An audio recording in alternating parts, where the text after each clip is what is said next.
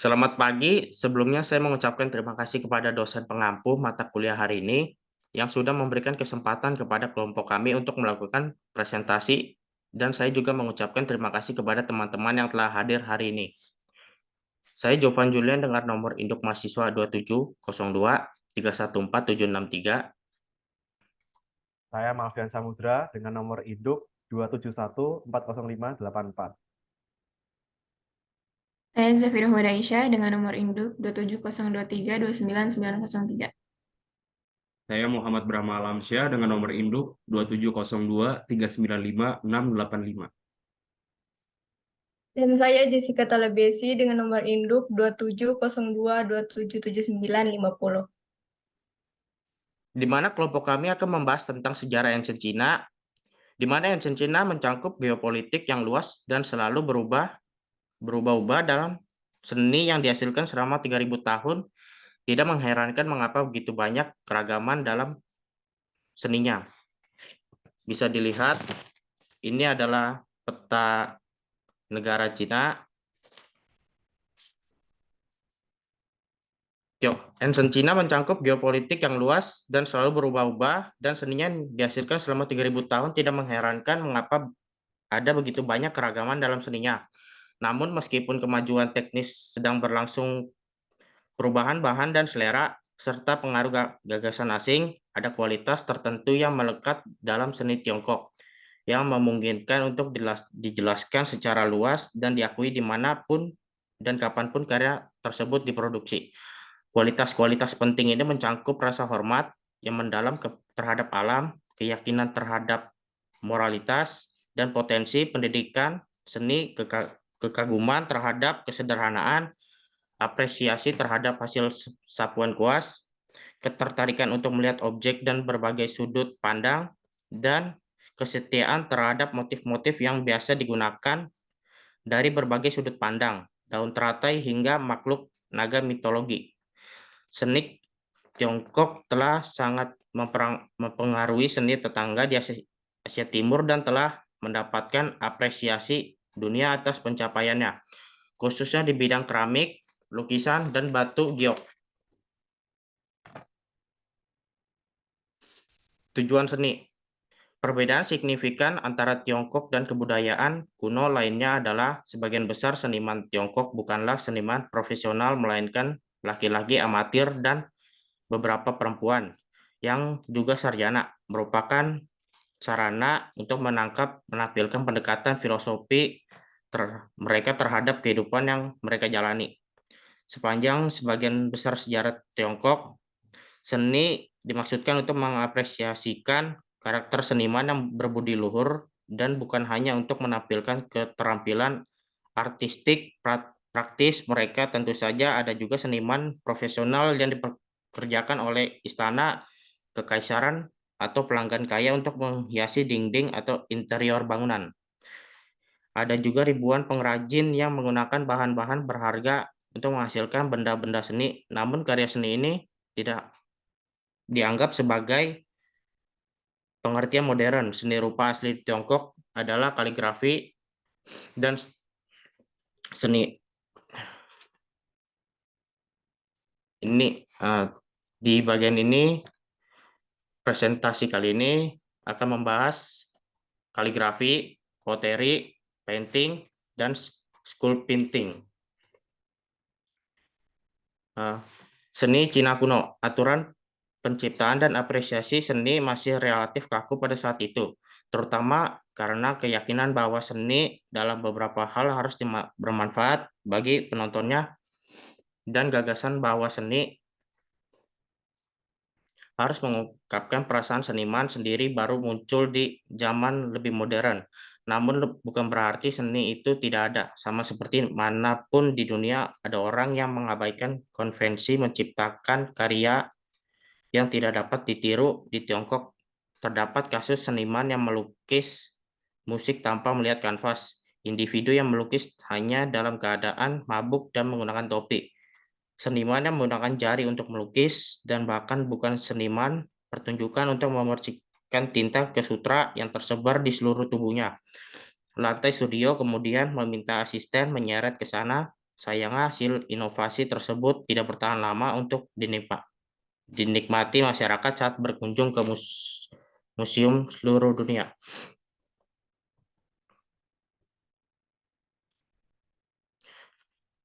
Kaligrafi. Seni kaligrafi bagi masyarakat Tiongkok kuno tentunya merupakan seni yang bertujuan untuk menunjukkan penggunaan dan keterampilan yang unggul dalam menggunakan kuas dan tinta. Kaligrafi memantapkan dirinya sebagai salah satu bentuk seni utama Tiongkok pada masa dinasti Han 206 sebelum Masehi sampai 220 Masehi. Dan selama 2000 tahun setelahnya, semua orang terpelajar diharapkan mahir dalam menggunakan bidang tersebut. Beberapa wanita atau setidaknya tokoh-tokoh tertentu di istana dikenal sebagai ahli kaligrafi ulung, terutama Lady Wei, yang konon pernah mengajar guru besar Wang Xizhi. Lebih dari sekedar tulisan, seni ini menggunakan ketebalan gaya kuas bervariasi sudut yang halus, dan semuanya disusun secara presisi di ruang imajiner halaman untuk menciptakan keseluruhan yang estetis.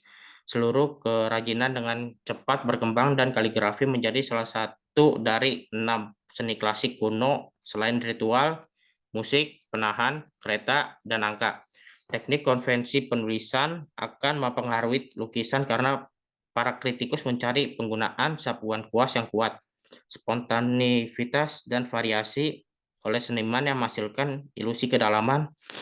Pengaruh lain menampilkan kaligrafi dalam melukis adalah pentingnya menggunakan komposisi dan pemanfaatan ruang kosong.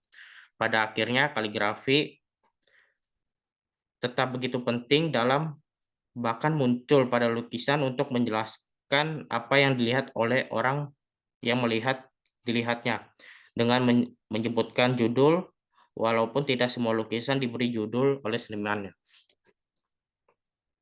Ini adalah bentuk contoh dari kaligrafi yang dibuat pada masa Li Bai.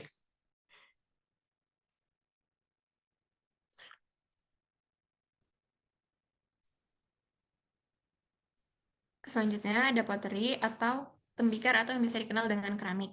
Masyarakat Cina membuat segala sesuatu mulai dari guci penyimpanan yang berat dan fungsional dari tembikar hingga mangkuk yang dihias dengan indah dari porselen yang paling halus, mulai dari vas hingga bangku taman, teko hingga bantal. Mereka memproduksi barang glasir pertama, celadon hijau pertama, dan barang underglaze pertama yang dicat dengan warna biru kobalt. Perkembangan awal dalam teknik dan tungku pembakaran menghasilkan suhu pembakaran yang lebih tinggi dan tembikar berglasir pertama selama periode Han. Bukti paling awal untuk seni dalam bentuk apapun di Tiongkok atau Cina kuno terdiri dari tembikar bertanda tali kasar dan artefak yang dihiasi dengan desain geometris yang ditemukan di situs-situs Mesolitikum di Cina Utara dan di wilayah Guangdong, Guangxi. Penanggalan untuk budaya prasejarah di Cina masih sangat tidak pasti, tetapi materi ini mungkin berusia setidaknya 7.000 atau 8.000 tahun. Tembikar, terutama bejana yang dicat dengan slip abu-abu yang biasa ditemukan di makam Han, sangat sering meniru bentuk dan dekorasi bejana perunggu, dan ini akan menjadi tujuan banyak pembuat tembikar di periode selanjutnya.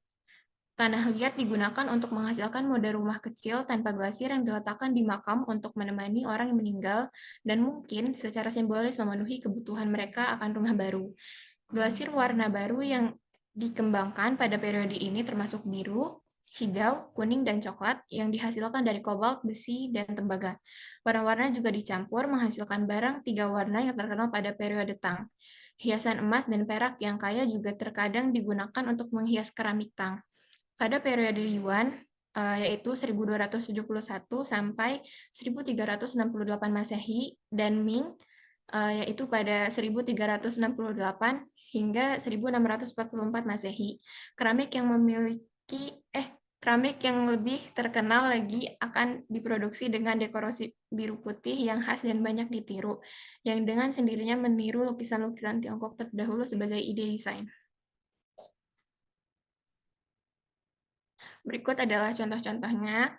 Yang kiri itu Tang color 3 warna glaze jar, terus yang kanannya ada Hongshan Jade Dragon. Oke, jika kita berbicarakan tentang seni, kita pasti tidak jauh dengan yang namanya lukisan. Nah, untuk lukisan Tionghoa ini itu sangat unik dan ini adalah salah satu tradisi artistik tertua yang masih berlanjut di dunia. Nah, setiap melukis di Cina itu menggunakan banyak sekali format, dan format yang paling populer adalah menggunakan dinding, peti mati, kotak, layar, dan gulungan sutra. Dan lukisan Cina mempunyai khas yang satunya, yaitu menggunakan tinta yang dibentuk menjadi batang pendek dari jelaga pinus yang mengeras dan lem, yang digosok hingga konsistensi yang diperlukan di atas batu tinta dengan sedikit air. Pelukis akan menggunakan kuas beruncing-runcing yang terbuat dari rambut kambing, rusa, atau serigala yang diletakkan dalam batang bambu. Nah, mereka itu melukis menggunakan sehelai sutra atau selembar kertas yang permukaannya sangat menyerap, yang tidak memungkinkan penghapusan atau koreksi. Oleh karena itu, mereka harus tahu sebelumnya apa yang mereka inginkan dan apa yang ingin dilakukannya. Next. Nah, dari lukisan Tiongkok ini itu mempunyai 2 tema. Yang paling populer adalah tema portrait dan tema landscape. Nah, untuk portrait ini in majority semua pelukis akan menggambar cendekiawan, biksu, penjabat istana yang hebat. Nah, menurut mereka, definisi orang-orang itu harus dilukis dengan cara hormat. Oleh karena alasan ini, wajah seringkali tanpa ekspresi dan hanya sedikit emosi. Dari contohnya adalah ini, lukisan Han Woman Dahu Ting Tom. Kita bisa lihat dari ekspresinya, dari cara melukisnya, dilukis dengan cara hormat, dengan ekspresi yang sedikit sekali ekspresi.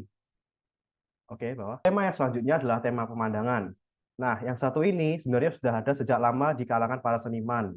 Dan genre ini benar-benar berkembang pesat pada masa dinasti Tang ketika para seniman menjadi lebih peduli dengan tempat manusia di alamnya. Landscape dalam bahasa Cina diterjemahkan secara harfiah sebagai gunung dan air. Nah, pepohonan dan bebatuan juga ditampilkan dan keseluruhan pemandangan biasanya dimaksudkan untuk menangkap musim tertentu dalam setahun. Penggunaan warna dibatasi, baik semuanya dalam berbagai corak, warna, tunggal, atau gabungan 2 warna, biasanya biru dan hijau. Nah, contohnya adalah Emperor Ming Huang's Journey to Shu. Ini adalah salah satu lukisan pemandangan Tiongkok yang paling terkenal. Dan kita bisa lihat tekniknya, yang latar belakang pasti akan dibuat lebih samar dan lebih detail. Dan pasti mereka akan melukis pemandangan dengan beberapa sudut pandang berbeda dan berbagai perspektif adalah ciri umum lukisan Tiongkok lainnya. Next.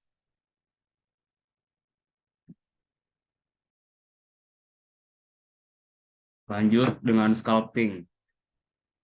Cina juga terkenal dengan salah satu seni sculpture-nya.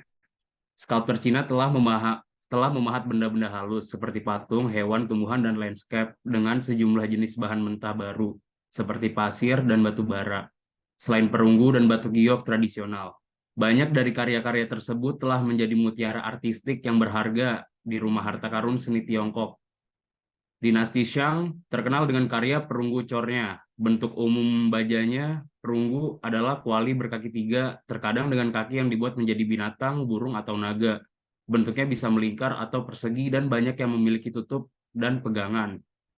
Apa yang membuat perunggu unik? Ialah dari desain dan motif yang presisi dan rumit yang menutupi permukaannya serta repertoar bentuk menarik yang dikembangkan selama dinasti Shang dan dinasti Zhou. Desain yang khas adalah apa yang disebut, sabar belum? Nah, desain yang khas adalah apa yang disebut taoti atau topeng monster, yang pada dasarnya berupa wajah yang terbagi di tengah dan dibentangkan di atas perunggu sehingga tampak seperti 2 profil atau 1 wajah. Desain dan motif rumit yang menutupi permukaannya serta repertoar bentuk menarik yang dikembangkan selama dinasti Shang dan Zhou. Bentuk perunggu tampaknya dikembangkan dari prototipe keramik dan eksperimen dengan bentuk palu dan berbagai bentuk. Desainnya menggunakan motif binatang gabungan, mulai dari pola linier yang cukup jelas di permukaan hingga pola yang lebih rumit dengan motif utama yang menonjol dari desain latar belakang. Yang terdapat pada gambar tersebut ialah bronze vessels. Bronze vessels lebih dari sekedar objek status yang elegan, namun juga simbol kekuasaan yang menuntut rasa hormat. Mereka dicetak menggunakan cetakan keramik, dibuat di sekitar model tanah liat. Cetakan tersebut dicetak dengan desain dari model, kemudian model tersebut dipotong atau diukir agar perunggu dapat dituangkan pada ruang kosong antara model dan cetakan. Setiap bagian unik karena cetakan keramik harus dipecahkan untuk melepaskan perunggu di dalamnya. Perunggu digunakan dalam ritual yang dilakukan oleh elit penguasa. Ritual ini memerlukan penggunaan wadah anggur, wadah air, dan wadah makan untuk keperluan pemanasan dan penyajian. Nah,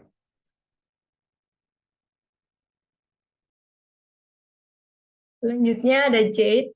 Jade pertama kali diimpor ke Cina sekitar 250 tahun yang lalu dari Myanmar Utara, yang pada saat itu wilayah tersebut lagi dikuasai oleh Cina. Orang Cina percaya jade adalah bahan alami yang paling berharga dan paling indah. Jade diukir sejak zaman Neolitikum sejak 3.500 sampai 2.000 tahun sebelum Masehi. Budaya Hong San dan Liangzhou menggunakan jade sebagai objek ritual.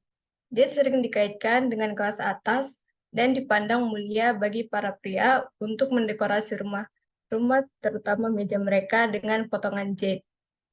Selama dinasti Shang, jade digunakan untuk membuat lonceng karena suara batu tersebut sangat bernilai. Salah satu dari dewa utama di Cina, yaitu The Jade Emperor, dinamakan sesuai dengan batu mulia tersebut. Jade memiliki peran penting dalam agama dan mitologi Cina. Bahkan bagi orang Cina, jade lebih berharga dibandingkan dengan emas atau perak. Para raja dan bangsawan memakainya, dan jade tersebut juga ikut dimakamkan bersama mereka setelah mereka meninggal, karena jade dipercaya dapat memberikan suatu bentuk kehidupan yang kekal bagi pemiliknya. Ini adalah contoh dari jade tersebut. Chinese jade song dan Chinese jade beads.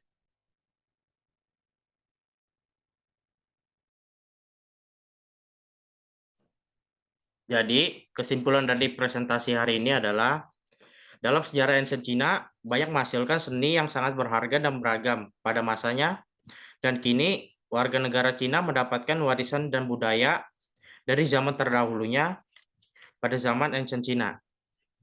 Sekian dari kelompok kami. Kami mohon maaf bila ada salah kata dalam penyebutan. Terima kasih.